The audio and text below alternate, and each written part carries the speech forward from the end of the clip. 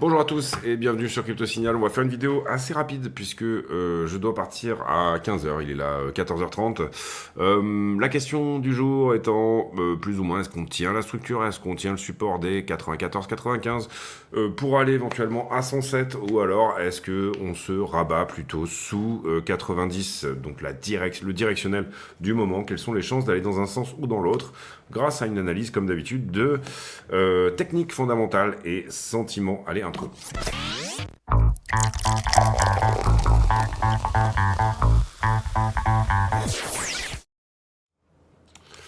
Alors, le Bitcoin en daily. Globalement, il y a plusieurs choses sur cette structure. D'abord, une jolie défense des 98, on peut le dire. Ici, 98-99. Ici, ça s'est bien mis en place.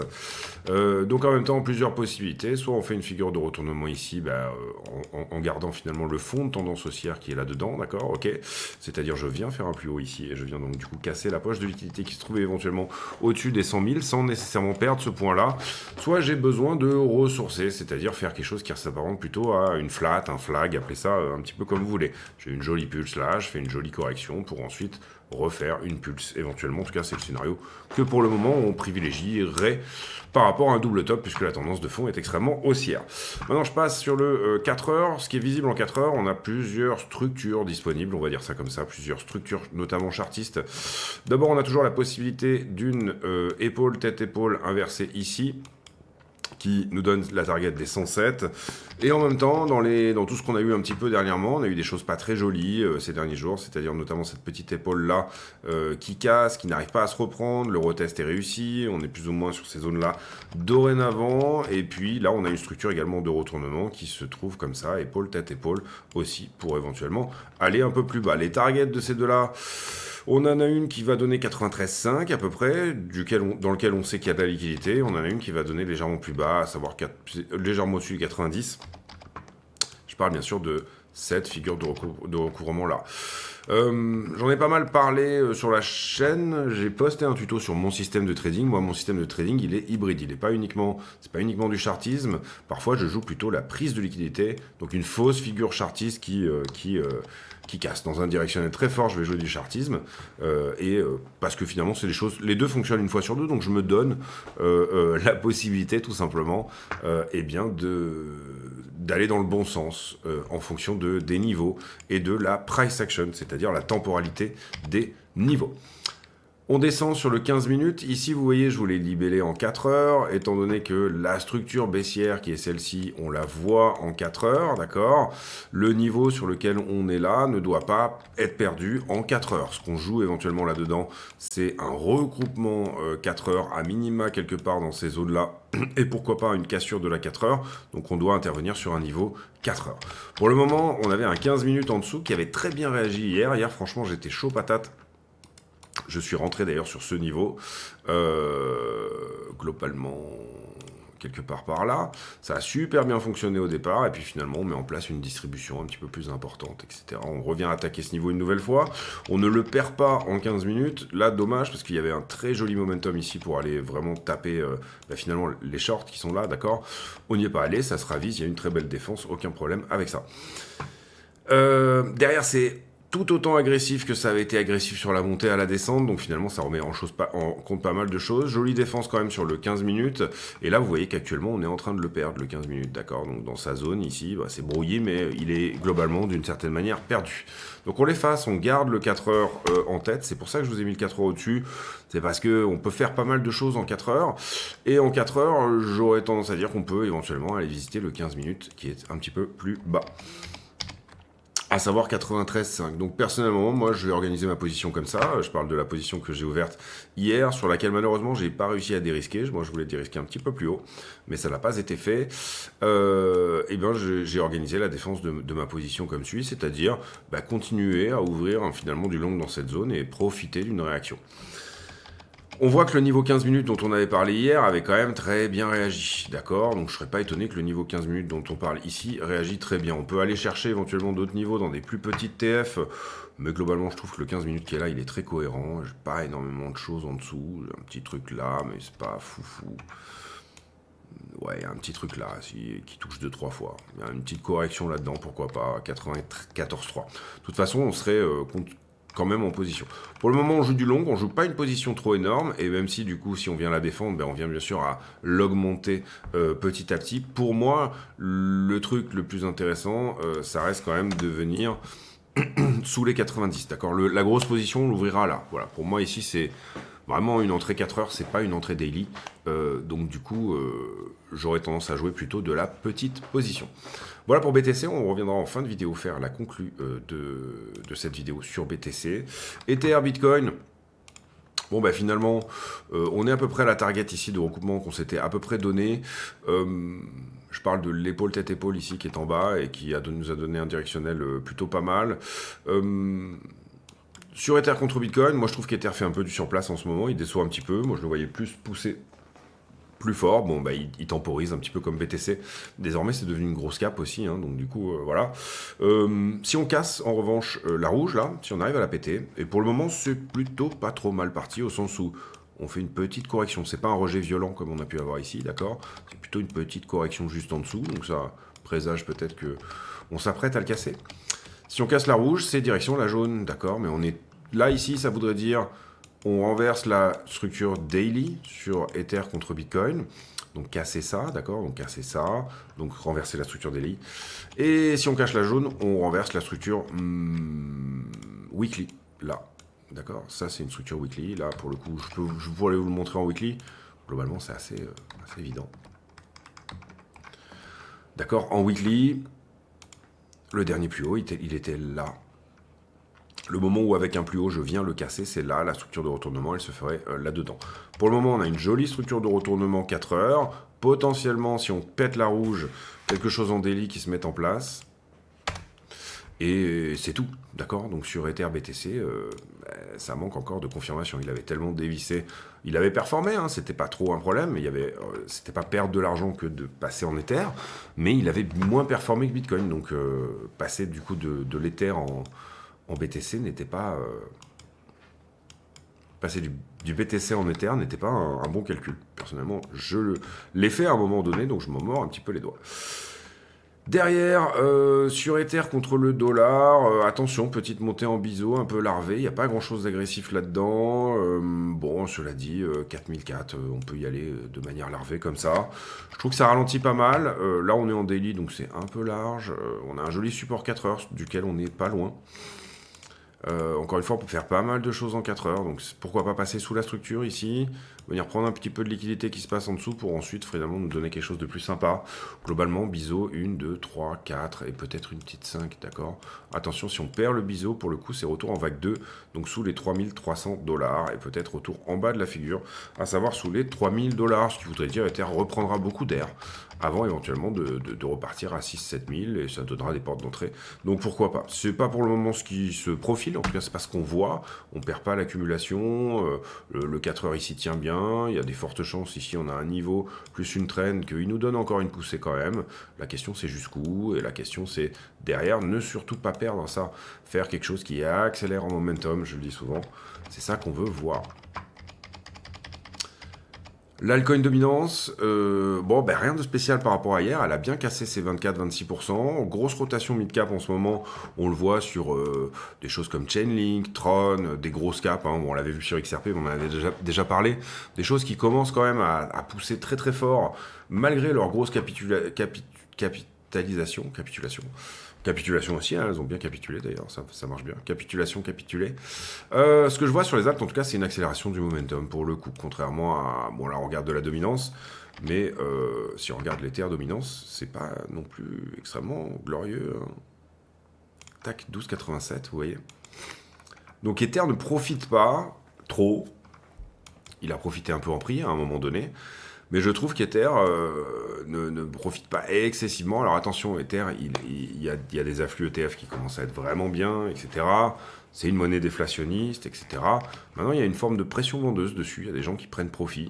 Peut-être la fondation, peut-être d'autres gens. Mais en tout cas, d'une certaine manière, bah, pour le moment, il est toujours dans ce momentum qui a certes perdu un peu de son accélération là. Mais pour le moment, bah là, pour le coup, en dominance, on veut que ça revienne à des niveaux beaucoup plus cohérents par rapport à l'effet de réseau dans lequel est Ethereum et par rapport à tout ce qu'il représente pour la DeFi, toutes les narrations, etc. 3006, c'est quand même pas trop mal, d'accord. On est, je trouve, sur des niveaux qui sont bons, mais la montée un peu larvée ici, et il y a une forme. On peut voir en tout cas il y a en face d'acheteur, il y a quand même du vendeur, ok. Et là où les altcoins profitent de cette baisse de dominance pour BTC, parce que spoiler alert, la dominance de BTC, elle doit être à 56, 57, quelque chose comme ça aujourd'hui. Je ne sais plus. 55, 88, d'accord. Là où la dominance de BTC, elle est littéralement en train de se plomber, de perdre un peu son canal que j'appellerais historique, hein, pour faire référence à nos amis les Corses, canal historique du FLNC, que je respecte beaucoup. Et ben du coup, 47, vous voyez qu'on était dans cette espèce de canal montant là depuis un certain temps, et là on est en train de le perdre, donc ça c'est plutôt une bonne chose. Maintenant on aura vraiment perdu la structure, malheureusement, que le plus haut il est là, le plus bas suivant il est là, au 54. Bon alors on n'en est pas très loin, 55-88, d'accord, on n'en est pas très loin, mais là on aura une vraie inversion de structure. Ok. Dès que je perds le plus bas que j'avais fait, suite au plus haut que j'avais fait avant le plus haut suivant. Est-ce qu'on peut dire que là on perd quelque chose? Oui, mais dans une autre time frame, d'accord. Ça c'est plus ou moins du weekly, ça c'est plus ou moins du daily, donc c'est moins puissant. Hop, excusez-moi. Voilà pour la partie technique. Altcoin dominance, j'ai pas beaucoup plus de choses à dire. Et stablecoin dominance, elle est complètement en train de plomber, d'accord. On va pas refaire une idée ici, mais globalement pour moi la target sur la stablecoin dominance, elle est à peu près par là. Sachant que le gâteau grossit en même temps, j'en ai un petit peu parlé dans la vidéo d'hier, donc c'est une bonne chose, d'accord. J'ai une altcoin dominance qui plombe dans un marché qui grossit, ce qui veut dire que j'ai un marché crypto qui grossit, d'accord. Les news, encore une fois, j'essaye de faire assez vite parce que j'ai un rendez-vous. La Corée du Sud, ils sont chauds, les Coréens, 18 milliards, c'est beaucoup, hein, d'accord. Donc ils sont super chauds, les Coréens, sur la crypto. Ici, hier, pour moi, il y avait un joli momentum pour aller au 100K. Pour moi, c'était, je l'ai envoyé à 20h, donc on était déjà en train de plomber un petit peu, mais voilà, je trouvais qu'il y avait pas mal de signaux qui nous disaient qu'on y allait. Malheureusement, la bouteille est revenue au frigo et on attendra pour ça. Derrière, c'est l'or qui se bat pour l'écosystème quand même. Ici, j'ai mis vote le 4 décembre. Petite erreur de ma part. En fait, c'était le 9 décembre qu'aura lieu le vote en ce qui concerne Microsoft pour mettre du Bitcoin en trésorerie ou pas. Marathon qui augmente. Donc, on aura un nouveau milliard qui va rentrer ici du côté de Mara. Hier, il y a eu des peut-être potentielles petites ventes du côté du gouvernement US. On ne sait pas encore si un transfert de wallet en fait qui s'est fait entre les adresses du gouvernement et celles de Coinbase Prime. On ne sait pas si ça va être vendu au TC. Donc est-ce que Biden est en train de vendre les bitcoins que Trump voulait garder? Ça serait drôle que d'un coup il dump tout. Ça serait assez fun. Enfin, pas forcément fun. C'est pas vraiment ce que j'entends. Ça serait pas du tout fun en vrai. Mais en l'occurrence, voilà, papy qui part en faisant des doigts et qui se barre dans la jungle. Ça serait quand même assez rigolo. Tout en ayant gracié son fils juste avant. Là, on serait vraiment sur le top du top. Bref, donc du coup, update. Je sais pas si c'est par ordre exécutif qu'on vend des bitcoins ou pas. BlackRock qui détient enfin, c'est pas BlackRock, les clients de BlackRock via l'ETF spot Bitcoin iBit qui donc c'est juste sur iBit hein, qui ont dépassé les 500 000 Bitcoin. J'en profite pour vous dire de mettre un like, c'est super important, vraiment super important. Vous abonner, éventuellement nous rejoindre sur le compte X de la chaîne Crypto Signal FR. Tous les liens également en description de la vidéo qui vous permettent de vous affilier sur Bluefin, Mexi, BitGet, tous ces sombres exchanges, mais qui nous permettent toujours de toucher les futurs. Merci l'Europe. Et quoi d'autre voilà, donc du coup toutes ces choses-là. Donc n'hésitez pas également. Tous les bénéfices, affiliations comprises sont versés à Mécénat Chirurgie Cardiaque. Donc c'est une bonne action, d'accord ? Non pas une bonne affaire, comme pourraient dire beaucoup d'influenceurs qui vous postent des analyses mythos et qui du coup sont ravis de prendre vos affiliations derrière. On passe sur Wall Street Journal, on passe sur le WIF, sur Solana. Ici, on vient juste d'en parler. Ici, grosse activité sur Ripple au niveau des baleines. Donc, par le passé, ça a pu signifier des tops de marché. Bon, on a vu Ripple a déjà quand même un petit peu légèrement corrigé. Hein. Il y a eu de la vente un petit peu, mais ici on voit que les baleines recommencent à s'activer un petit peu. Ripple est très centralisé, hein. Déjà la moitié des Ripple appartient à la fondation Ripple. Et puis il y a des grosses baleines en Ripple. Je pense que c'est une des monnaies les plus centralisées. On pourrait aller voir sur Glassnode. D'ailleurs, je m'en pose une petite seconde. Alors non, désolé, j'ai pas le top 1%, le pourcentage des top 1% sur Ripple. En tout cas, on voit que ça s'énerve sur les dérivés, hein, on le voit très bien ici, c'est le funding rate par rapport au prix, et on voit que le funding s'est un petit peu calmé, même y compris sur la montée, donc ça c'est peut-être pas mal, il reste quand même un petit peu de short à venir prendre éventuellement. Cela dit, Open Interest qui est parti complètement en live. Et ouais, Open, donc le nombre de contrats en circulation laisse tomber. Et le volume aussi sur les futurs. Bon, c'est souvent comme ça quand il y a un prix qui s'énerve. Et le volume sur les perps, voilà, même chose. Donc, intéressant. Mais il n'y a pas la métrique que je voulais regarder sur Ripple. On était sur quoi? Je pense qu'on était par là. Ouais. Donc attention, les whales se réveillent et du coup il y a un début de distribution qui se met en place sur Ripple. C'est pas trop un problème, mais la question c'est où ça s'arrête, d'accord. Chainlink plus 29, oui, en ce moment ça a bien poussé sur les mid-cap, hein, encore une fois. Voilà, je vous laisse aller regarder, mais bon, on voit que, à part Solana et ETH, globalement, Solana, ETH et BNB, toutes les autres mid-cap ont relativement très bien poussé, d'accord. Entre 28 et 30% sur la semaine, globalement, avec certains qui donnent plutôt du 100%, comme Algo, VeChain 60, voilà. Ça. La Chine qui va nous sortir une nouvelle réunion pour discuter des targets du PIB, avec potentiellement des promesses de stimulus la semaine prochaine. Ici, vous le voyez, on avait dit c'est peut-être des points d'achat, hein, sur le CAC 40. C'est des périodes intéressantes quand vous avez un pays qui se bat sur son budget. Je parle bien sûr de la France. À l'achat, Microsoft, 1 milliard de procès potentiels. Je n'ai pas trop suivi cette histoire. Et là, les prédictions de cette banque qui incluent un dollar qui descend, qui tank, hein, et un Nvidia qui devient 2 fois la taille d'Apple. Pourquoi pas. Il faudrait que j'aille voir, d'ailleurs, ça m'intéresse. Rapport ADP, c'est pour demain. Rapport sur l'emploi, c'est pour vendredi. Décision de Microsoft, c'est pour lundi, sur mettre du Bitcoin en trésorerie ou pas. On aura le CPI le 11. Il y a un changement dans la compta dont j'avais parlé également autour du 15. C'est-à-dire que toutes les entreprises dorénavant pourront mettre de la trésorerie en Bitcoin, mais également accepter qu'il soit apprécié à la hausse. Hier, on était 26e pour Coinbase dans le ranking, donc ça veut dire qu'au niveau sentiment, on a pas mal de retail qui ont téléchargé Coinbase hier pour la première fois. Ici, petite baisse au niveau des Google Trends, mais c'est le début décembre, d'accord. C'est normal qu'on en ait moins que sur tout le mois de janvier. Je sais pas si on peut... peut-être ici... Allez, on va regarder que les 5 dernières années. Là, on a plutôt par semaine. Ouais, ça diminue un petit peu quand même fin novembre. Le gros des recherches Google s'est fait avant le 10 novembre, d'accord. On est en correction depuis le...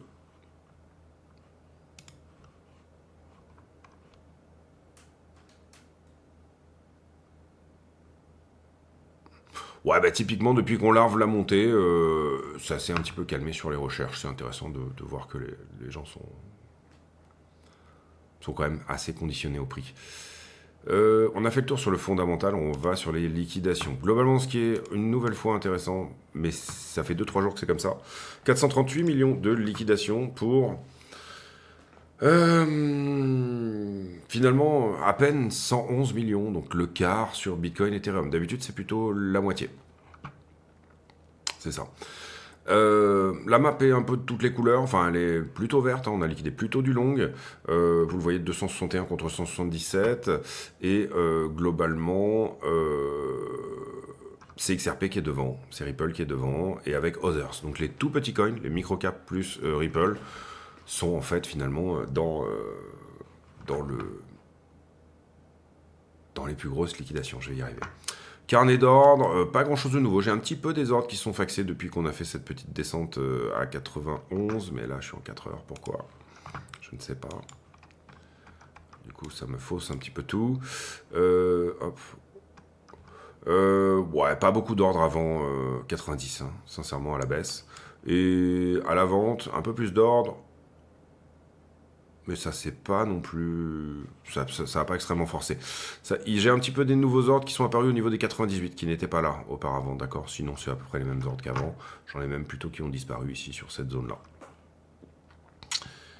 Mais très peu d'ordres à l'achat. Dans la zone des 100 000 $, on n'a pas énormément d'acheteurs au spot, ok?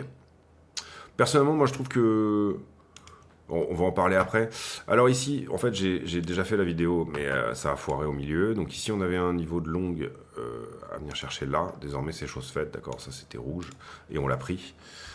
Donc j'ai eu un petit bug sur la vidéo. Donc on peut mettre un like, tout simplement, pour le fait que je l'ai refaite, au cas où. Ici, j'ai pas beaucoup de divergence, donc j'ai pas rajouté de points, personnellement. On va voir depuis que j'ai refait la vidéo. Ouais, il y a un... Non, il n'y a rien. Non, il n'y a pas de divergence, je trouve, entre ce que dit le prix et ce que dit le funding. Funding est revenu autour des 21. Moi, j'aimerais bien qu'il soit reset totalement jusqu'au 20,6. On est à 500 millions. Ça fait une journée de belle liquidation une nouvelle fois. Pourquoi pas? On peut les avoir dans les deux sens. Donc on a encore un point de short à venir prendre au-dessus de la structure. Ici, on n'avait pas noté qu'il y avait énormément de short.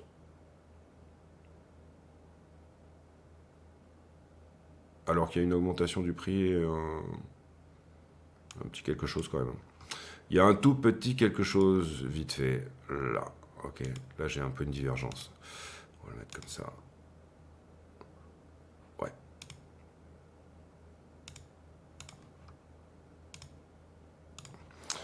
Ok, ça c'est sauvé. Il y a un petit quelque chose sur les deux, d'accord? J'avais pas vraiment vu ça. Mais là j'ai un prix qui augmente. Le funding descend en même temps, donc on peut estimer qu'il y a du short dessus. iBlock. On va refresh. iBlock, en gros, vous aviez une poche de liquidité autour des 96 qui désormais a été prise. Ça, on en avait parlé hier dans cette zone-là. 94,6, pardon, je dis 96. Derrière, on recrée un peu une petite poche de liquidité, même si on vient d'aller chercher, ou on est en train d'aller chercher des positions sur les 94 en ce moment. J'ai une belle position qui s'est ouverte à 95,300 ici. Donc ça pourrait permettre au prix de retanker vers le haut. Et je trouve qu'on commence à se charger en liquidité intermédiaire pour revenir visiter ce pic-là. D'abord, pourquoi pas, 97,6 et pourquoi pas en haut. Maintenant, on n'a pas tout à fait nettoyé sur les bulles de liquidité ce qui se passe sur la une semaine. On le voit d'ailleurs sur la une semaine où il y a un peu de liquidité jusqu'à 93,5, peut-être 80, juste en dessous de 93. En tout cas, c'est bien jaune dans cette zone-là. Si vraiment on devait tout prendre, 91,5. Personnellement, j'irais pas jusqu'au bout de ces 91,5. Ça serait un endroit où on aurait bien nettoyé la weekly. Mais j'irais plutôt essayer d'aller chercher sous 90. Donc, parce que là, en fait, si jamais il faut que je défende la même position, admettons qu'on y aille en ligne droite, du coup, ça serait stupide. Ça serait perdre un petit peu trop sur mon capital de trading pour juste un scénario, alors que je trouve que les deux zones sont distinctes. Ce que ça veut dire, c'est que je peux déjà profiter d'une réaction à 93,5, dérisquer la position très largement, voire la mettre en profit, sans avoir à défendre jusqu'à 90, voire en dessous. Je préfère distinguer deux zones comme ça, plutôt que je pense qu'il y aura si on va à 93,5, pour moi, il y aura une réaction avant, d'accord? Donc juste après la prise de tout ce qui est jaune ici, hein, finalement. Ce que j'aime bien, c'est qu'on commence à accumuler de la liquidité intermédiaire entre les deux. Là où on n'en avait pas beaucoup quand on regardait la charte ici. Peut-être qu'en remontant un petit peu, il y aura encore un peu plus de shorts qui vont se mettre en place ici, et pourquoi pas. Maintenant, on va pas se cacher, on va pas se voiler la face, hein, c'est ça que je veux dire. On a perdu le 15 minutes, qui était la raison pour laquelle on était rentré hier, d'accord? Donc ça veut dire que cette position, elle a un peu perdu de sa superbe. Pourquoi? Parce qu'on donne la possibilité aux 15 minutes de venir comme il est en train de faire là, sous la structure une nouvelle fois, d'accord? Et que on est rentré sur une position au bord d'une poche de liquidité. Alors c'était beau, hein, quand il a tenu là et qu'il nous a donné la réaction, c'était beau. J'aurais bien aimé bien dérisquer ma position pour pouvoir défendre en dessous. Maintenant, on n'a pas toujours raison, hein, c'est comme ça que ça se passe. Là, on est au port d'une poche de liquidité qui va probablement crever, qui va devoir effectivement... qui va accélérer un petit peu les choses. Donc du coup, bon, j'estime que voilà, il n'y a pas de quoi trop faire le fanfaron sur cette position en tout cas. Donc voilà un peu comment je vois les choses, c'est-à-dire que même si on a un rebond sur chacun ici, j'aurais quand même tendance ici à faire attention et à, on va dire, jouer le rebond, dérisquer sur le rebond. Voilà, dès que la position passe un petit peu en profit, la dégrossir un petit peu. Voilà, plutôt que d'aller faire le malin et d'essayer de se dire oui, c'est l'endroit où on rebondit. Pour le moment, on est sur cette idée en 4 heures que ce truc-là peut tenir. Je parle de ça, d'accord. Ce qu'on veut typiquement voir, c'est que cette bougie-là, elle a commencé à 13h. Il est 14h51.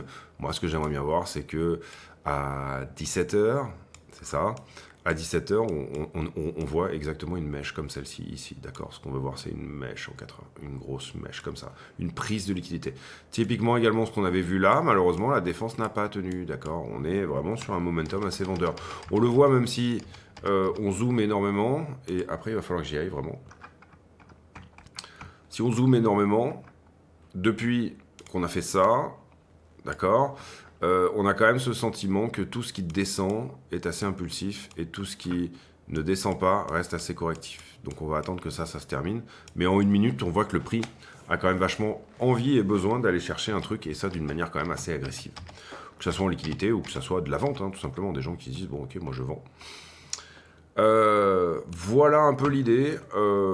Pour ceux qui veulent organiser, vous voyez que là la poche est en train de crever, c'est en train de se passer nickel. Du coup, je regarde un petit côté si ça se passe bien pour moi aussi du côté de la défense de position.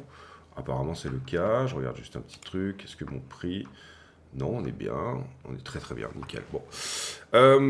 Donc voilà un peu l'idée. Vous faites grossir la position, oui.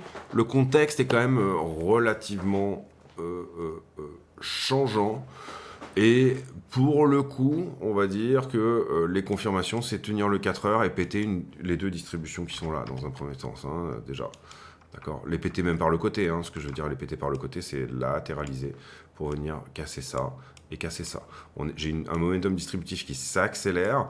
Ce que je veux voir, c'est qu'il se ralentit, c'est qu'on couche une distribution pour avoir mon recoupement haussier, d'accord. Ce que je veux, c'est un recoupement haussier, pas nécessairement même comment dire, pour le coup, ce sera plutôt le runner ici qui ira chercher 100 et 107, d'accord. On n'est pas là pour du 0 ou 1, on est là pour protéger notre capital de trading, rentrer sur des UT, prendre les profits sur les UT inférieurs et éventuellement laisser courir du runner pour aller chercher les UT supérieurs, d'accord.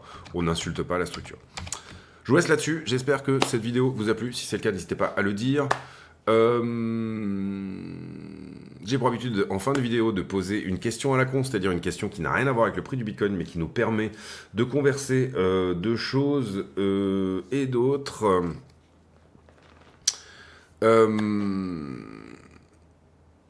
Allez, j'ai un bureau en cuir et une chaise en cuir. J'aime bien le cuir moustache.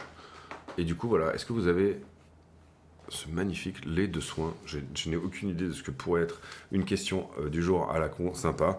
Est-ce que vous prenez soin de votre cuir? Voilà, ça va être ça la question du jour. Est-ce que vous prenez soin de votre cuir avec du lait de soin? Alors moi, il n'est pas toujours sur le bureau. Là, en l'occurrence, j'ai fait un petit coup de ménage, donc du coup, je l'ai fait monter. J'espère que cette vidéo vous aura plu. On se retrouve demain. D'ici là, portez-vous bien. À très bientôt. Ciao, ciao.